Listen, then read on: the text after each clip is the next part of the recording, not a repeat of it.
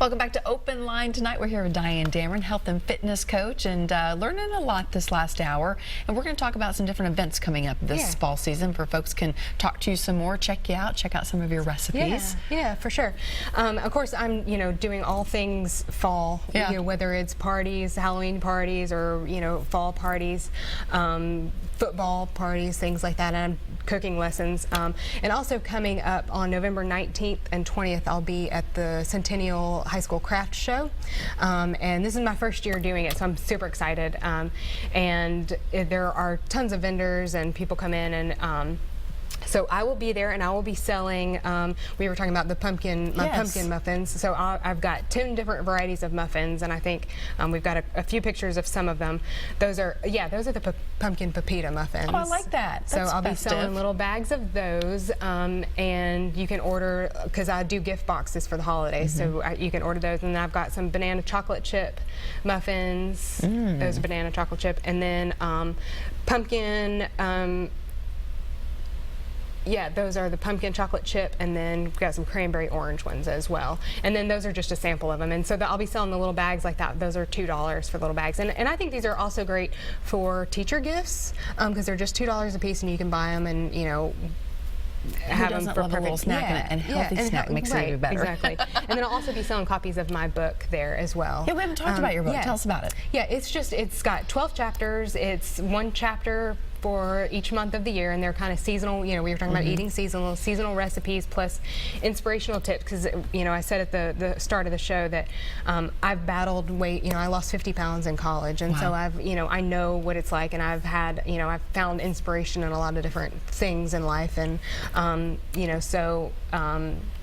my book has a lot of those stories and tips and all that in there. And so I'll be selling copies of my book as well at the show on November 19th and 20th. So, and different recipes for every season, so being able to take advantage of what's in season at the time, and some little tips to, hey, here's how you can use this fruit, or this is how you can use this vegetable. And also kind of seasonally too, for like Thanksgiving recipes or Christmas recipes that kind of go back to some of my family. Maybe I've kind of tweaked them a little bit to be a little healthier. Yeah, you know what, I think that probably a lot of our recipes around the holidays could use a little tweaking, and maybe that's some good ideas. You can substitute the sour cream for some Greek yogurt, that sort of thing. Exactly. Okay. Exactly. Good tips. So the holiday craft fair will be coming up in November for that. And you also do kind of cooking lessons and lunch and learns. And what's that about?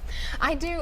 Whether it's families or corporations, businesses, I do where cooking lessons showing you kind of how to cook as a family, getting kids in the kitchen, showing them how, when kids are more involved, when they take ownership of something, they're more likely to try it. So, if kids say they don't like something, get them in the kitchen, get their hands involved, and they'll say, if they made it, they're more excited to try it, and they want other family members to try it. How do you like the shrimp, or, whatever it is that they made.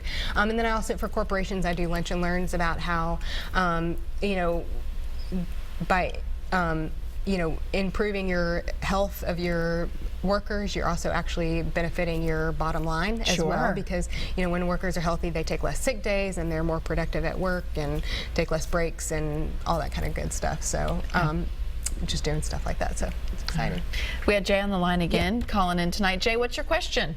Hey, sorry about that. I'm calling in again because I forgot to ask her a question. But I am I called a minute ago about the snacks of football, but I am a old Southern boy, and I love my sweet tea. I know y'all talking about sweeteners.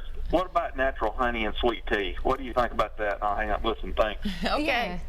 I'm a big proponent of honey, especially local honey, and any type. I also use. I think also one good thing about honey is that it's liquid, so it's less. You don't have. You can add it to some cold iced tea, something like that. Again, just like the maple syrup, it is a natural sweetener. So, and it also has. I love honey because you can kind of get it flavored. So to me, if you're getting something that has a little bit of flavor to it, you can use less. So let's say you're adding a tablespoon of sugar, granulated sugar. Well, maybe you add a little bit less, maybe only a teaspoon or two of honey, and not only are you getting the allergy benefits and all that of the local honey, but you're getting a flavor. You know, you could get a lavender honey or somewhere, you know, go to your local farmer's market. And again, the allergy prevention, all that comes from your local honey.